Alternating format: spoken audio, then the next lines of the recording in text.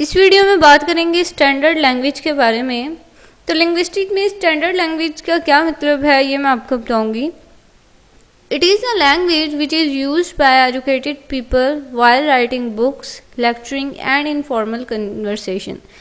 यानी standard language ऐसी language होती है जो कि एजुकेटेड पीपल यूज़ करते हैं।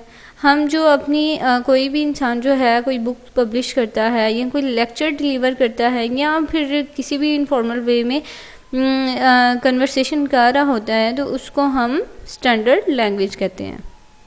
यानी फॉर्मल वे में जितनी भी आपकी कन्वर्सेशन हो रही है या फिर आपने कोई बुक्स लिख रहे हैं या कोई भी बात कर रहे हैं, यानी मोस्टली ये बात ये है कि बहुत ही मैनरेबल और बहुत ही डिसेंट वे में आप जो लैंग्वेज यूज़ करते हैं नेक्स्ट पर्सन के साथ बहुत ही फॉर्मल में, उसको हम स्टैंडर्ड लैंग्वेज कहते हैं। यानी हम जो डेली कन्वर्सेशन कर रहे होते हैं उससे बिल्कुल हट के होता है। आप फ्रेंड्स के साथ बातें कर रहे होते हैं, उनके साथ जोक्स कर रहे होते हैं, तो वो एक अलग चीज़ है। उस लैंग्वेज से हट कर जो लैंग्वेज हम बहुत ही डिसेंट वे में किसी के साथ डील करते हैं, मोस्टली आप देख सकते हैं कि आप किसी शॉप पे जाएं तो ये नेक्स्ट पर्सन जो है शॉपकीपर वो आपके साथ बहुत ही लाइट वे में बहुत ही फॉर्मल वे में आपको अपनी जो भी हैं चीज़ें जो हैं उनके बारे में इंट्रो देगा और आपको वेलकम करेगा। तो वो सारी चीज़ क्या लैंग्वेज होगी? Standard language.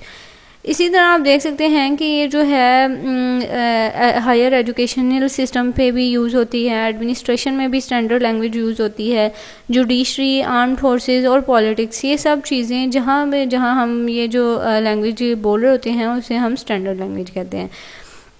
आप हाई कोर्ट में जाके देख लें, कोई मुकदमा हो रहा है, कोई आप आर्म फोर्स में देख लें, किसी को ऑर्डर कर रहे हैं या कोई भी चीज़ है, तो वहाँ पे जो लैंग्वेज यूज़ हो रही है बहुत ही डिसेंट और फॉर्मल वे में, उसको हम स्टैंडर्ड लैंग्वेज कहेंगे।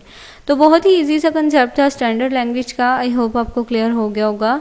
Thank you so much for watching my video. अगर अच्छी लगी तो इसे लाइक और सब्सक्राइब ज़रूर कीजिएगा।